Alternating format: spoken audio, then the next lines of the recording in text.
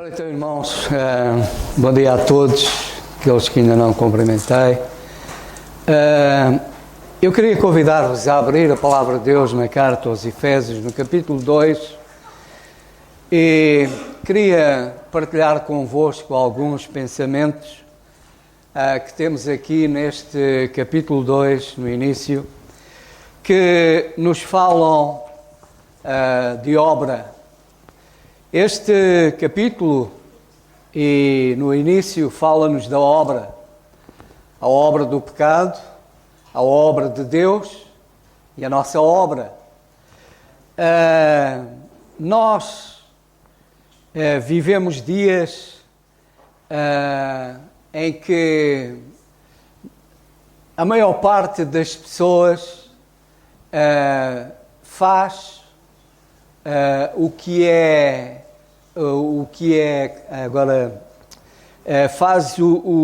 suficiente. E por isso nós vivemos numa sociedade, podemos dizer, que é medíocre, que tem problemas tremendos. Uma sociedade que podia fazer muito melhor do que aquilo que faz, mas que faz unicamente o suficiente. Eu tenho um filho, agora não, mas em determinada altura, na sua adolescência, e temos aqui alguns jovens em que nos testes eram 11, 12, e os professores diziam: ele pode fazer melhor, ele tem capacidade para fazer melhor. Mas a ideia era: dá para passar, é suficiente, portanto não vou estar a esforçar-me mais, porque é suficiente. E esta é de facto a ideia geral. É suficiente. E porque é suficiente, chega, não preciso de fazer mais. E esta é a sociedade. Na sociedade é isso que nós vemos na sua grande maioria. Transportando isso para a igreja, o problema continua. A igreja tem todas as condições para fazer muito melhor do que aquilo que faz. Tem todas as condições para ser melhor do que aquilo que é. Mas, infelizmente, grande parte dos crentes fica satisfeita com o suficiente. Fica satisfeito com: vou uma vez ao domingo ao culto e é suficiente. Orar, não vale a pena. O culto de oração não tem grande interesse. O estudo bíblico também não há grande interesse. Portanto, de uma forma geral, a igreja é constituída por crentes que, podendo fazer melhor, podendo fazer muito mais, ficam satisfeitos com o suficiente. E depois o que é que temos? Exatamente porque temos uma sociedade, como eu disse, medíocre, temos uma igreja que também é medíocre. Também podia fazer muito mais e não faz. E não faz porque nós nos contentamos com o suficiente. Contento-me em vir à ceia do Senhor uma vez de ano a ano.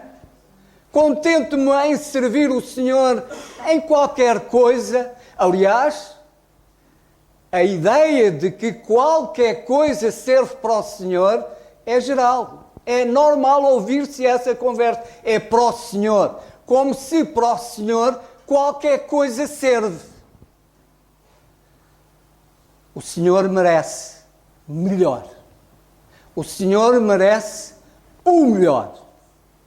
Eu há dias eu costumo ouvir um indivíduo que diz coisas muito verdade. E há dias ouvi ele dizer uma coisa: há 3 caminhos para o fracasso. Primeiro, não ensinar o que se sabe. Não ensinar o que se sabe. Segundo, não praticar o que se ensina. E em terceiro, não perguntar o que se ignora. Estes três caminhos são o caminho para o fracasso. Não ensinar aquilo que sei, não praticar aquilo que ensino e não perguntar o que ignoro. Portanto, e ele tem toda a razão, este é o caminho para o fracasso. Logicamente, o inverso disto é o caminho para o sucesso. É o caminho para se, de facto, ter sucesso. Ensinar, falar aquilo que se sabe. E acerca da salvação, quão importante é falar aquilo que se sabe. Dar testemunho da nossa fé. Ouvimos aqui alguma coisa acerca do que se passa na vida de cada um de nós.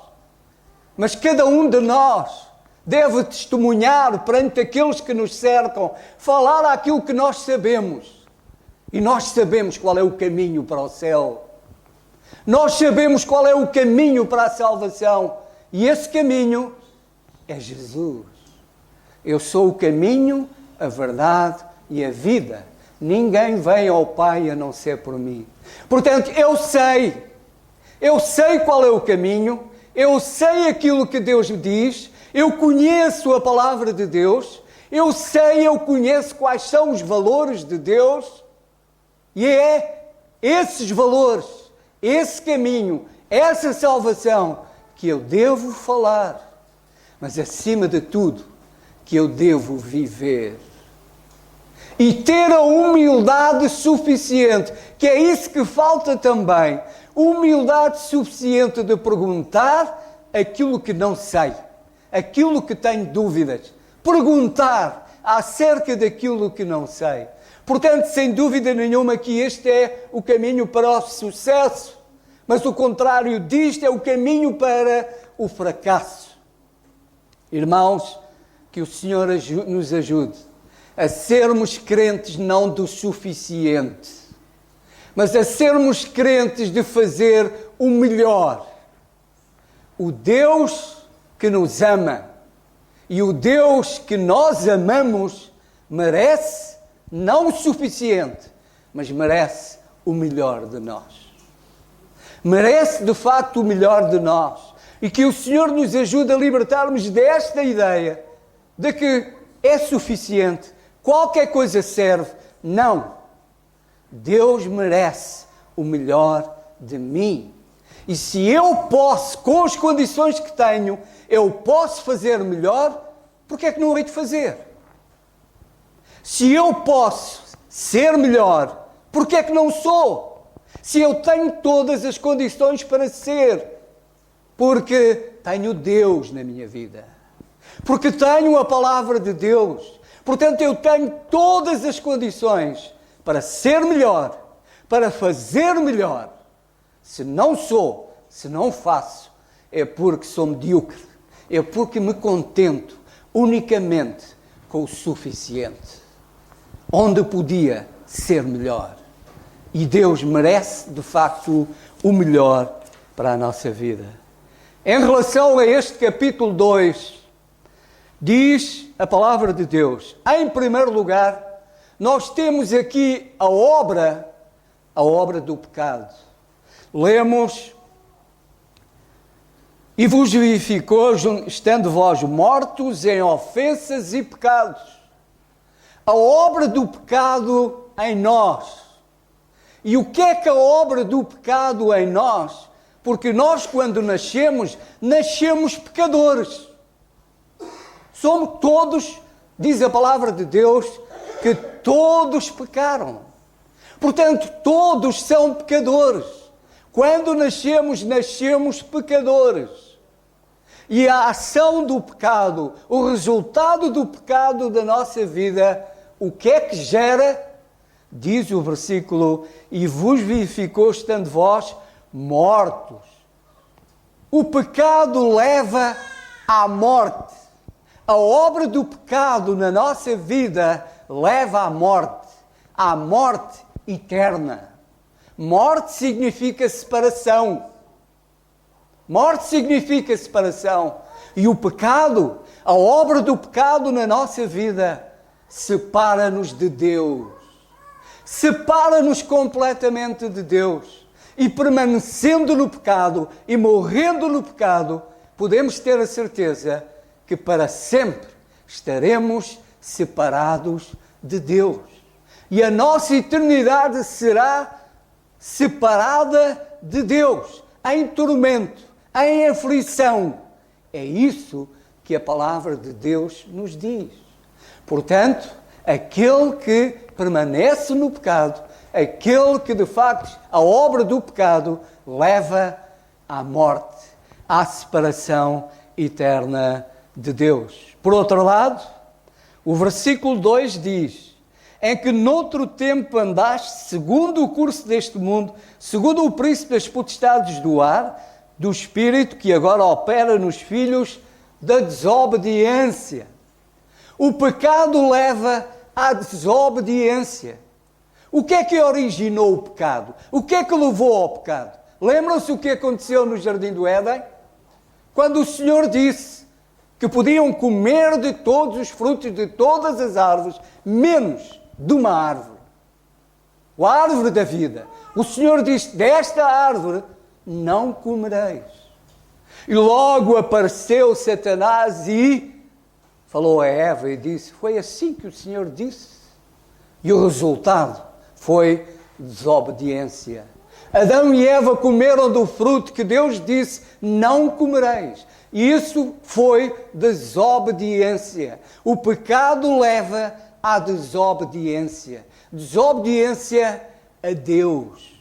E quando eu desobedeço a Deus, as consequências. Mesmo nós, irmãos, que já somos crentes, que já aceitamos o Senhor Jesus como nosso Salvador, que já nascemos de novo, mas se deixarmos que o pecado tome conta da nossa vida, podemos ter a certeza que aquilo a que somos levados é à desobediência, a desobedecermos de facto a Deus, porque esta é a obra do pecado na nossa vida. A obra do pecado, o trabalho do pecado, o salário do pecado é a morte, a separação eterna de Deus. Esse é o resultado da obra do pecado. Morte, desobediência, inferno, sofrimento. É isso que, de facto, a obra do pecado leva realmente na vida de cada um de nós. Mas, o versículo 4 diz, e começa com mas, e quando normalmente começa com mas, há uma mudança. Significa que há uma mudança. Significa que as coisas não têm que ser como eram anteriormente. Significa que, de facto, há a possibilidade, Deus dá a oportunidade, dá a possibilidade em que a nossa vida mude, de haver mudança na nossa vida. E lemos, mas Deus, que é riquíssimo em misericórdia, pelo seu muito amor que nos amou. Por um lado, a obra do pecado. Agora temos aqui a obra de Deus. A obra de Deus a nosso favor. E o que é que levou Deus a fazer a obra, a trabalhar a nosso favor? O que é que diz o versículo? Mas Deus, que é riquíssimo em misericórdia, por o seu muito amor que nos amou. O que levou Deus a fazer esta obra tremenda da cruz, esta obra tremenda da salvação, é o amor. Deus ama-te. Já pensaste nisso? Deus ama-te. E porque Ele te ama, e a verdade é que Deus nunca deixou de amar o homem. Mesmo quando o homem deixou Deus, desobedeceu, Deus nunca deixou de amar o homem. Nunca deixou de querer ter comunhão com o homem. E por isso, Ele fez uma obra tremenda a nosso favor. E essa obra, ela é revelada na cruz do Calvário. Que obra tremenda o Senhor fez ali na cruz do Calvário, quando Ele entregou o seu Filho às mãos dos homens para morrer por mim, para morrer por ti, para morrer por cada um de nós. E o que o levou a fazer isso foi o amor que Ele tem por mim, por ti, o amor que Ele de facto tem por nós, o amor que Ele tem por nós levou-o a fazer, mas Ele não fez o suficiente, Ele fez o melhor, Ele deu o melhor que tinha, Ele fez tudo, Ele deu tudo por nós, não foi apenas alguma coisa, e por isso, no Senhor Jesus Cristo nós temos uma salvação completa, nós temos uma salvação perfeita, nós temos de facto tudo, porque no Senhor Jesus Cristo, nesta obra tremenda que Ele realizou na cruz do Calvário, Ele ali ganhou-nos tudo quanto nós de facto precisávamos. Portanto, de facto, Deus é amor. E Deus prova o seu amor para conosco, como diz Romanos 5:8, em que, e podemos ler para não termos dúvidas nenhumas, Romanos 5:8, em que diz assim: mas Deus prova o seu amor para conosco, em que Cristo morreu por nós, sendo nós ainda pecadores. Deus não diz apenas que ama, Deus prova o seu amor para conosco. E ali na cruz do Calvário, Ele provou, de facto, o seu amor por nós. Nós que éramos inimigos dEle, que éramos pecadores, que não merecíamos absolutamente nada, mas em vez disso, em vez de Ele nos tratar como nós merecíamos, nos tratou em graça e misericórdia, Ele nos amou e deu o seu Filho. Ele criou um plano para a nossa salvação. E nesse plano incluía dar o seu amado Filho para morrer na cruz do Calvário. E ali naquela cruz, o Senhor Jesus Cristo pagou um preço, e um preço tremendo, pela nossa salvação. Que obra tremenda! A obra da cruz. A obra que Deus realizou por mim e por cada um de vós. E porquê? Porque Ele te ama. Porque Ele te quer. Porque Ele quer ter, de facto, comunhão contigo. Portanto, depois lemos que, para além de nos salvar, todo aquele que crê no Senhor Jesus Cristo tem a vida eterna. Ainda que esteja morto, viverá. Nós lemos, então, em Efésios, peço desculpa porque tirei aqui, Efésios no capítulo 2, e no verso 5 ele diz: estando nós ainda mortos em nossas ofensas, nos vivificou juntamente com Cristo, pela graça sois salvos. Estando nós ainda mortos em nossas, nos vivificou, nos deu vida. O pecado, a obra do pecado leva à morte. A obra da cruz leva vida, vida eterna.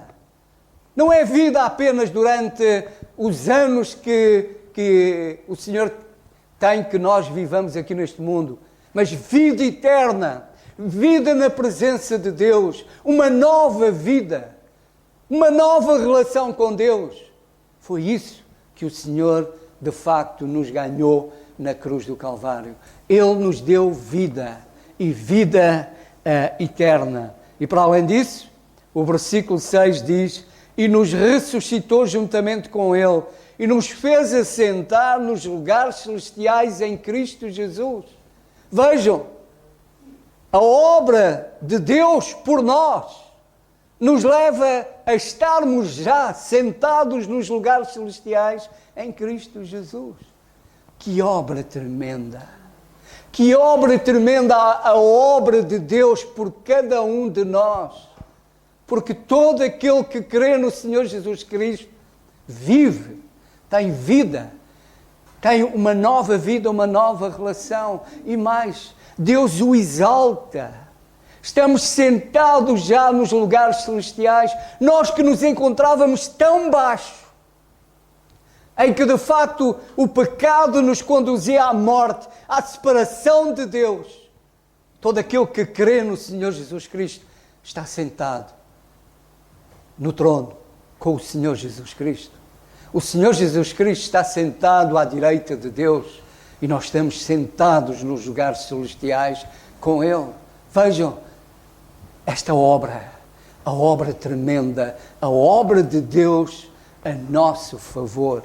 Portanto, a obra de Deus realmente é tremenda. Deus não nos deu o suficiente, não nos deu qualquer coisa, deu-nos tudo. Deu-nos tudo. Deu-nos o seu amado Filho para morrer na cruz por nós. Um Deus que nos ama e nos trata desta forma, irmãos, não merece o suficiente. Merece o melhor de mim. Merece o melhor de cada um de nós. Esta é a obra de Deus por nós, na cruz do Calvário. E depois temos a obra de Deus em nós. A obra de Deus não terminou. A obra de Deus não terminou com a cruz, com o Calvário. A obra de Deus continua. Ele quer continuar a fazer a sua obra agora em nós, porque Ele quer tornar-nos em algo diferente daquilo que nós éramos. E só nos tornaremos algo diferente daquilo que nós éramos se deixarmos que Deus faça a sua obra em nós. Diz o versículo 10, porque somos feitura sua, criados em Cristo Jesus para as boas obras, as quais Deus preparou para que andássemos nelas. Somos feitura, somos obra de Deus. Somos o que somos hoje pela obra de Deus. E, como diz o versículo, nós não somos salvos pelas obras. Infelizmente ainda há quem pense que através das suas obras, através do fazer muitas obras, e por isso nós temos pessoas que caminham, que fazem coisas, pensando que dessa forma conseguem chegar a Deus. Mas não há obra nenhuma que algum homem possa fazer que lhe dê direito à salvação. Só há uma obra que dá direito à salvação. É a obra de Cristo na cruz. Não há outra obra. Portanto, nós não somos salvos pelas obras. Nós somos salvos para andarmos nas obras, para fazer obras. A obra é consequência da nossa relação com Deus. A obra é consequência da obra de Deus em nós, para fazermos boas obras. Ou seja, para fazermos aquilo que está certo. E por nós mesmos, nós não conseguiremos fazer aquilo que está certo. Por nós mesmos não conseguimos.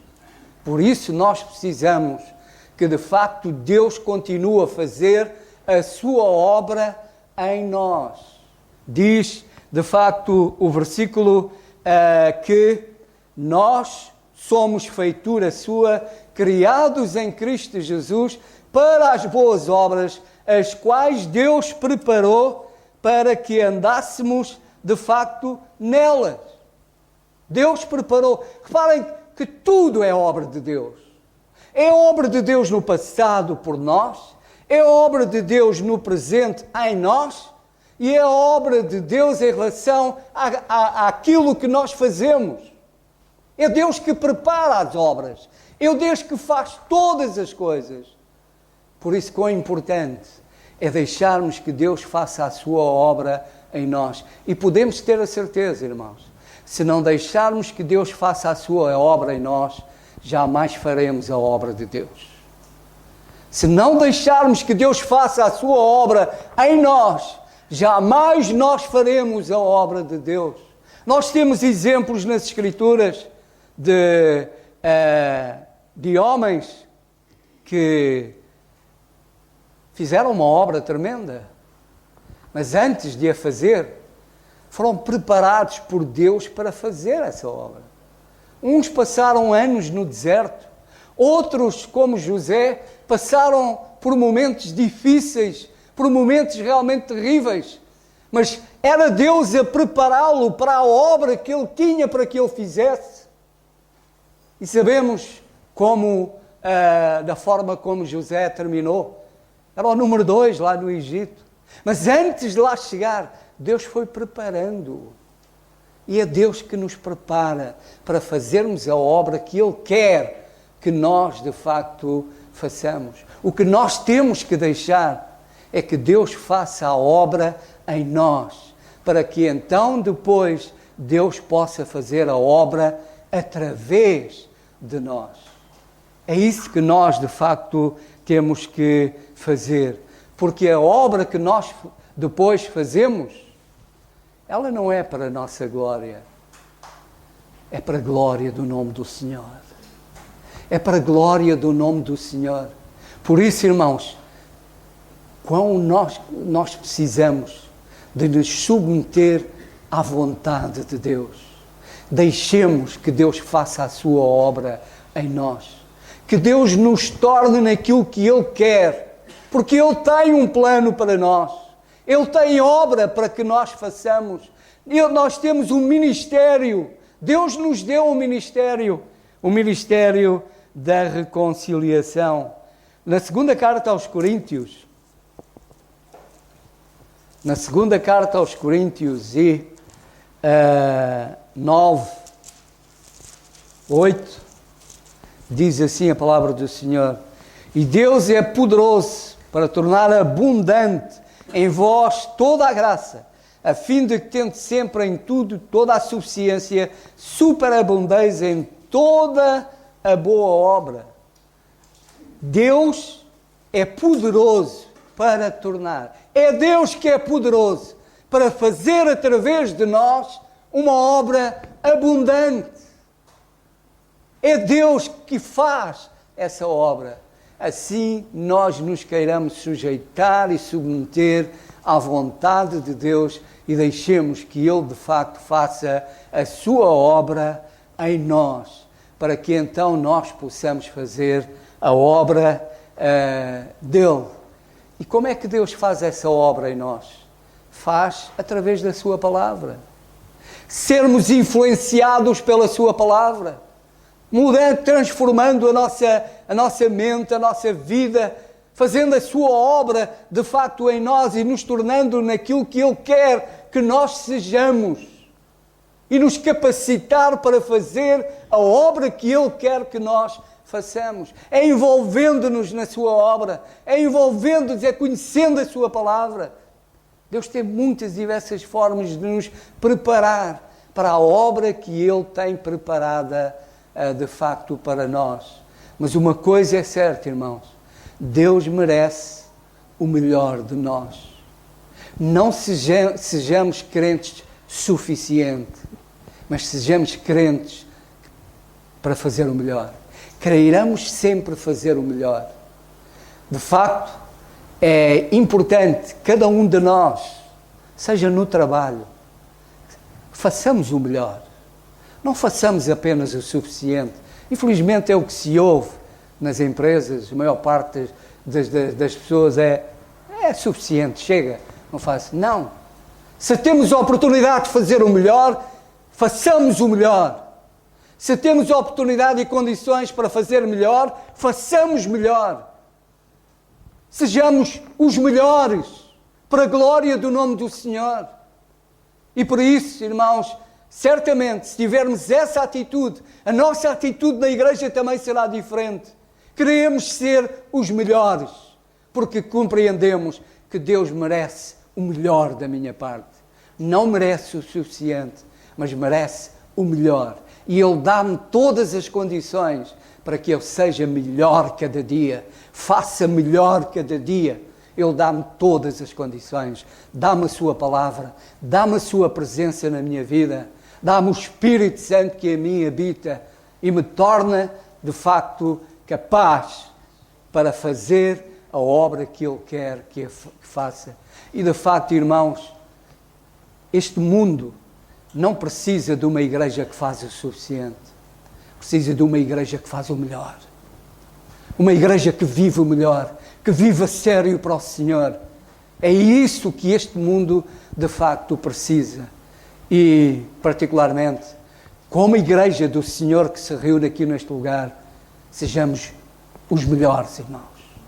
Sejamos os melhores. Não para a nossa exaltação, mas para a exaltação do nome do Senhor.